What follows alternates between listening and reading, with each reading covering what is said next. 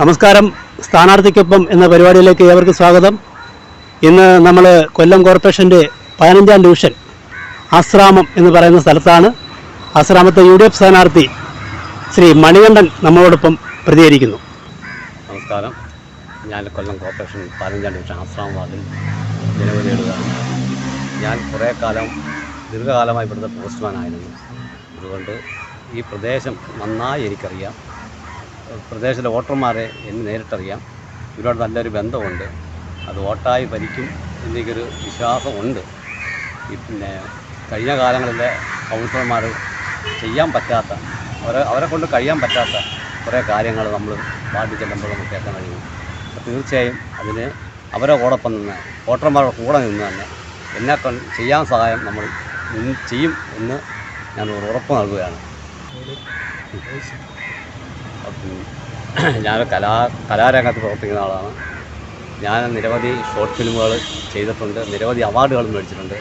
കേരളത്തിനകത്തും പുറത്തുമായി international short film festival തന്നെ മികച്ച ചിത്രത്തിനുള്ള അവാർഡ് വരെ വാങ്ങിയ ഒരു വ്യക്തിയാണ് ഞാൻ. പിന്നെ IFF മത്സരവും കേരള സംസ്ഥാന ചലച്ചിത്ര അവാർഡിൻ്റെ മാൻഫളം സിനിമയിൽ നമ്മൾ അഭിനയിക്കാൻ ഒരു അവസരം കിട്ടി. പിന്നെ സർക്കാരിൻ്റെ തന്നെ മാറുമറയ്ക്കൽ സമരവുമായി ബന്ധപ്പെട്ട വിമോചനത്തിലെ പാട്ടുകൾ എന്ന ഡോക്യുമെൻ്ററി അഭിനയിക്കാൻ സാധിച്ചു. പിന്നെ വെളിയാൻ കമ്മ്യൂണിസത്തിനെ കുറിച്ച് എന്ന ഡോക്യുമെൻ്ററി അഭിനയിക്കാൻ സാധിച്ചു. പിന്നെ നിരവധി ഇപ്പോഴും കലാരംഗത്ത് പ്രവർത്തിക്കുകയാണ്. തുടർന്നും അങ്ങനെ തന്നെയാണ് മുമ്പോട്ട് പോയിക്കൊണ്ടിരിക്കുന്നത്.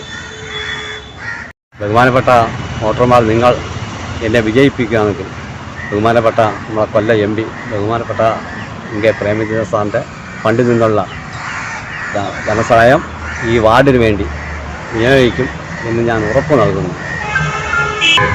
ഈ വാർഡിനെ സംബന്ധിച്ചോളം പറയുകയാണെങ്കിൽ അത്യാവശ്യമായി കുടിവെള്ളത്തിൻ്റെ പ്രശ്നമാണ്. ആഴ്ചയിൽ 3 ദിവസം കൂടിയാണ് കുടിവെള്ളം വരുന്നത്. പിന്നെ മാലിന്യം മിക്ക വഴിയോരങ്ങളിൽ ഇന്നുകൂടി കിടക്കുകയാണ്. പിന്നെ തെരുവുനായ കാര്യം പറയേ വേണ്ട.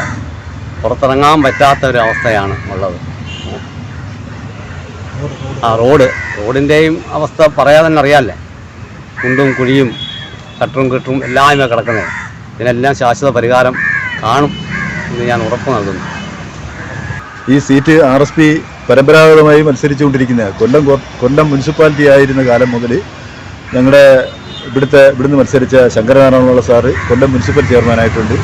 അതിനുശേഷം ചന്ദ്രശേഖരൻ നായർ ഇവിടെ 25 വർഷം തുടർച്ചയായിട്ട് മത്സരിച്ച് വിജയിച്ചിട്ടുണ്ട്.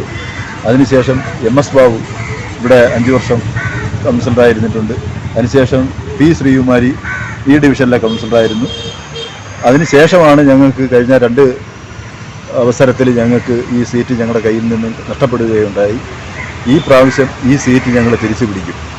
UDFൻ്റെ സ്ഥാനാർത്ഥിയായി നിന്ന് മത്സരിക്കുന്ന G മണികണ്ഠൻ മൺമട്ടി മൺകൂരി ചിഹ്നത്തിൽ ഒരു സംശയം വേണ്ട.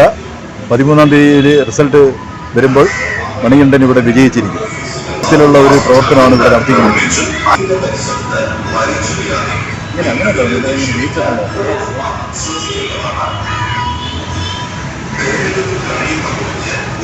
കൊല്ലം കോർപ്പറേഷൻ്റെ 15-ാം ഡിവിഷൻ ആശ്രാം ഡിവിഷൻ്റെ UDF സ്ഥാനാർത്ഥിയായിട്ട് മത്സരിക്കുന്നത് സഖാവ് മണികണ്ഠനാണ്.